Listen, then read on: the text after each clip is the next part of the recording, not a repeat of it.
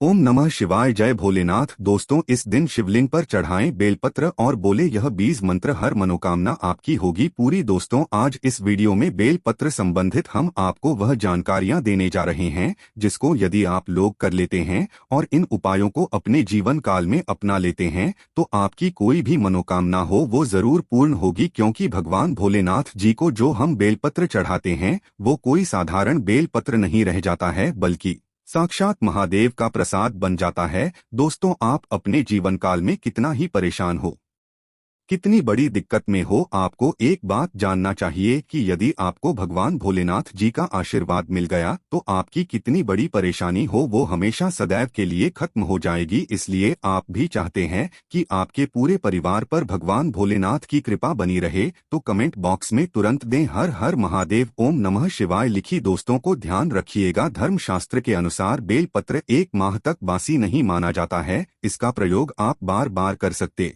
हैं, जिसका मतलब ये है कि देखिए होता क्या है कि भारत के कई गांवों में, कई कस्बों में जहां शिवालय है वहां पर बेलपत्र इतनी आसानी से नहीं मिलता है, तो वहां पर लोग यही करते हैं कि भगवान भोलेनाथ को जो बेलपत्र चढ़ाते हैं वो बार बार हो करके चढ़ाते हैं। और ये गलत नहीं है, ऐसा आप भी कर सकते हैं। यदि आपके यहाँ होता नहीं है तो दूसरा, भगवान भोलेनाथ को बेलपत्र चढ़ाने के पीछे एक बहुत बड़ी पौराणिक कथा है जो आपका जानना बहुत ज्यादा जरूरी है। क्योंकि समुद्र मंथन के दौरान कई चीजों के साथ भी निकला था जिसका जो जहर था वो पूरी दुनिया में फैलने लग गया था। उसी वक्त भगवान भोलेनाथ जी ने विष को अपने कंठ में धारण कर लिया था, इसीलिए महादेव जी को नीलकंठ कहा जाता है। अब विश्व के प्रभाव से भगवान भोलेनाथ जी के शरीर का ताप बढ़ने लगा जिसके वजह से आसपास का जो वातावरण था वह जलने लगा था। तो उस वक्त देवी देवताओं ने भगवान भोलेनाथ को बेलपत्र और पानी अर्पित किया था, जिसके पश्चात भगवान भोलेनाथ के शरीर की जो उत्पन्न गर्मी थी वह शांत होने लगी थी। उस दिन के पश्चात से बेलपत्र भगवान भोलेनाथ को चढ़ाने की परंपरा चली आ रही है।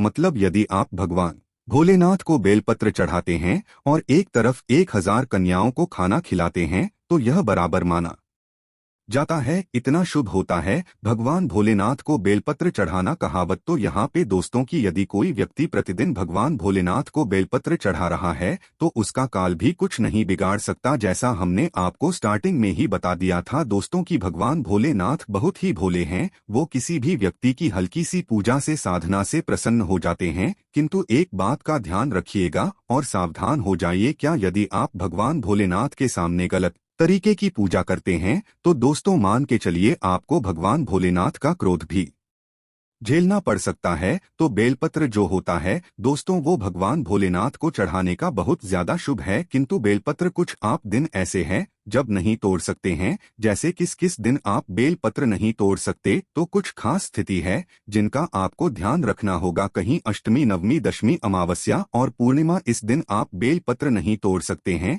बेलपत्र भगवान भोलेनाथ को सोमवार को चढ़ाया जाता है, किंतु सोमवार के दिन भी भगवान भोलेनाथ के लिए बेलपत्र नहीं तोड़ा था। बेल पत्थर जब भी आपको तोड़ना हो तो रविवार के दिन तोड़ लीजिए और किसी भी सप्ताह के दोपहर के पश्चात आप बेल पत्र नहीं तोड़ सकते हैं। इन चीजों को आप लोग क्या ध्यान रखिएगा, क्योंकि जो बेल वृक्ष होता है इसमें माता पार्वती जी, भोलेनाथ और बेल वृक्ष की जड़ में भगवान ब्रह्म का वास होता है। इसलिए दोपहर के पश्चात इसके पत्ते या इसकी डंडी कभी भी नहीं तोड़नी चाहिए। दोस्तों, कुछ लोग क्या करते हैं कि बेल वृक्ष की लकड़ियां जलाते हैं। दोस्तों, आज एक बात ध्यान रखिएगा, कभी भी बेल वृक्ष की लकड़ियों को किसी भी स्थिति में नहीं जलाना चाहिए, ये बहुत अशुभ होता है। इससे आप अपने घर पर दरिद्रता को न्योता देते हैं। ये बातें आपको कहीं भी जाने को नहीं मिलेंगे जो आज हम बताने जा रहे हैं। यकीन मानिए दोस्तों, आपने बेलपत्र के वहां उपाय कर लिए जो आपको हम बताने जा रहे हैं, आपके घर में सुख समृद्धि का वास होगा। आपके जीवन काल में जो धन आना बंद हो गया था उसका आगमन वापस से चालू हो जाएगा। आपके घर जो घर के बच्चे हैं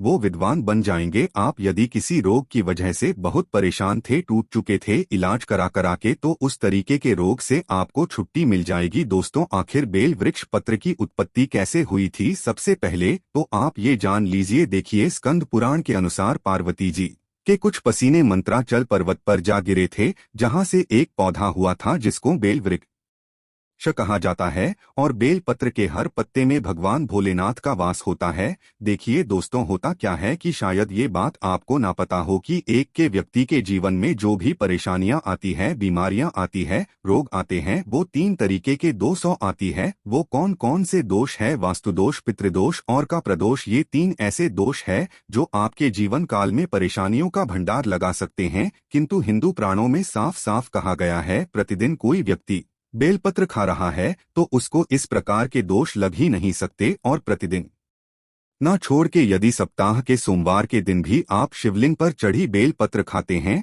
तो दोस्तों, पितृ दोष का दोष और कोई भी दोष हो वहां आपका एक कुछ नहीं बिगाड़ सकती। तो दोस्तों, यदि आप चाहते हैं कि आपके ऊपर महादेव का आशीर्वाद बना रहे, आपके ऊपर कभी कोई दोष ना लगे, तो आप लोग सोमवार के दिन बेलपत्र जो शिवलिंग पर चढ़ाई जाती है उसको जरूर खाया कीजिए। अब देखिए दोस्तों, मान लीजिए आपको रक्त संबंधित कोई बीमारी है, रक्त संबंधित कोई परेशानी है, दिक्कत है, तो आपको ये करना चाहिए कि 1 माह तक लगातार बेलपत्र खाना चाहिए। यदि 1 माह तक बेलपत्र खा रहे हैं तो ये साइंस की लैंग्वेज में भी कहा गया है कि यह बहुत ज्यादा फायदेमंद होती है। रक्त संबंधित जितनी भी परेशानी होती है वो खत्म हो जाती है। आप चाहते हैं कि आपका ब्लड प्योर हो जाए, आप चाहते हैं कि आपका जो रक्त एकदम साफ हो जाए, तो आपको बेलपत्र जरूर खाना चाहिए। शायद यह बात आपको ना पता हो, विदेशी लोग जो होते हैं दोस्तों भारत से बेलपत्र ले जाते हैं क्योंकि विदेशों में बेलवृक्ष जल्दी योग्यता नहीं है, इससे बड़ी मात्रा में बेलपत्र ले जाते हैं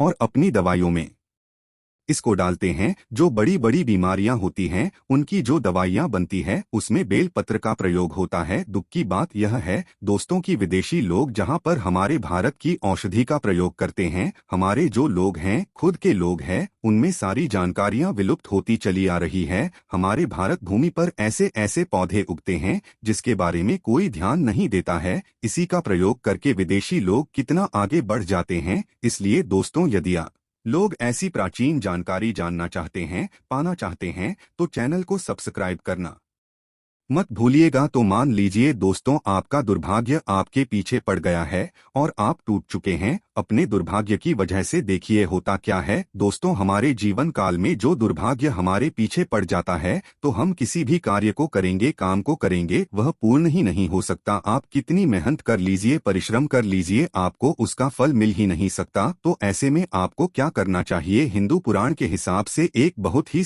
आसान तरीका बताया गया है जिसका आप बेलपत्र के तरीके से करते हैं तो मान के चलिए आपकी हर परेशानी, कष्ट सदैव के लिए खत्म हो जाएगी। आपका दुर्भाग्य आपका पीछा छोड़ देगा। आपको 3 हफ्ते लगातार ध्यान दीजिएगा, 3 हफ्ते लगातार हर सोमवार को किसी भी शिवालय जाकर के बेलपत्र 7 बजे से पहले चढ़ा देना है। यदि आप इतना करते हैं, ओम नमः शिवाय का जाप 1001 बार करते हैं, 3 हफ्ते के पश्चात आपका जो दुर्भाग्य होगा वो भाग्य में बदल जाएगा। ये बहुत सरल से उपाय दोस्तों, यह उपाय करके आप अपने जीवन काल की कई तरह की परेशानियों को समाप्त कर सकते हैं।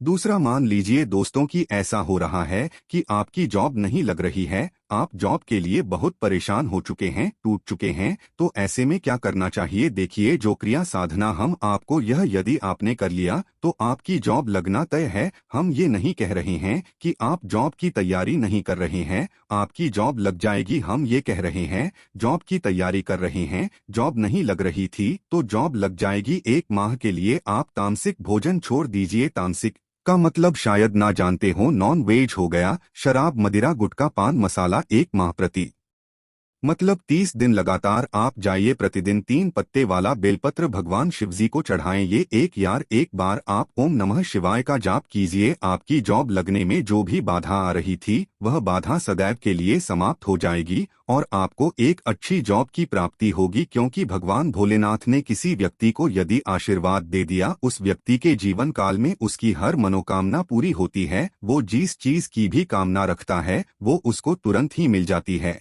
और ये बात तो आप लोग जानते होंगे कि रावण को भी अमरता का वरदान हमारे भगवान भोलेनाथ ने दिया था। अब दोस्तों, मान लीजिए आपकी कोई मनोकामना A to Z कोई भी मनोकामना है और आप चाहते हैं कि आपकी मनोकामना पूरी हो जाए, तो इसके लिए हमारे वास्तुशास्त्र में एक ऐसा उपाय बताया गया है जिसको यदि आप अपना लेते हैं तो यकीनन आपकी कोई मनोकामना हो वो आप पूर्ण होकर आएगी। तो यह बड़ा सा है, ये 3 माह का उपाय है, मतलब 3 माह के लिए आप काम से भोजन नहीं कर सकते हैं। ध्यान रखिएगा, यदि आपने तामसिक भोजन इस 3 माह के दौरान कर लिया तो दोस्तों आपको भगवान भोलेनाथ का उग्र रूप देखना पड़ सकता है। तो ऐसे में आपको क्या करना चाहिए, देखिए बहुत आसान से उपाय हैं। 3 माह की प्रत्येक सोमवार को आपको शिवालय जाना है, सफेद वस्त्र धारण करके हाथ में एक धतूरा ले जाना है, धतूरे का फूल ले जाना है, 3 पत्ते वाला बेलपत्र ले जाना है या ले जाकर के भगवान भोलेनाथ को चढ़ाना है। इतना चढ़ाने के पश्चात 1001 बार आपको ओम नमः शिवाय का जाप करना है। यदि आप इतना भर करते हैं और 3 माह के प्रत्येक सोमवार को यह क्रिया या साधना सही तरीके से करते हैं तो भगवान शिव जी के आशीर्वाद से आपके जीवन काल की जो भी मनोकामना होगी, संतान प्राप्ति की, जॉब प्राप्ति की, घर बनवाने के को दौड़ाने के लिए कोई भी आपकी मनोकामना होगी वो आप पूर्ण हो जाएगी। क्योंकि भगवान भोलेनाथ बहुत ही भोले हैं, वो किसी भी व्यक्ति की हल्की सी पूजा से, साधना से तुरंत ही प्रसन्न हो जाते हैं और तुरंत ही उसको आशीर्वाद दे देते हैं। दोस्तों यदि आपके घर में कोई रोगी है जिसको ऐसा कोई रोग लग गया जिसका इलाज कराकर थक गया है, उस व्यक्ति को यदि प्रत्येक सोमवार को बेल पत्र देना चालू कर देते हैं तो उस व्यक्ति के ऊपर कोई भी काला होगा, काला बंधन होगा, काली शक्ति होगी, कोई भी ऐसी चीज होगी जो उसको परेशान कर रही होगी, वह सदैव के लिए खत्म हो जाएगी। क्योंकि आप भी जानते हैं भगवान भोलेनाथ से कई जो बड़े काल होते हैं वहां तक डरते हैं। तो यदि ये सब पूजा साधना क्रिया आप बेल पत्र के द्वारा भगवान भोलेनाथ के लिए करते हैं, निश्चित रूप से दोस्तों आपको भगवान भोलेनाथ का जहां पर एक तरफ आशीर्वाद मिलेगा, आपके जीवन काल की जितनी भी परेशानियां हैं वो खत्म होती चली जाएगा। आशा है कि आज की इस प्रस्तुति में बताई गई जानकारी आपको अच्छे से समझ आ गई होगी। वीडियो अच्छा लगा हो तो एक लाइक अवश्य कर दें। धन्यवाद वीडियो के अंत तक बने रहने के लिए।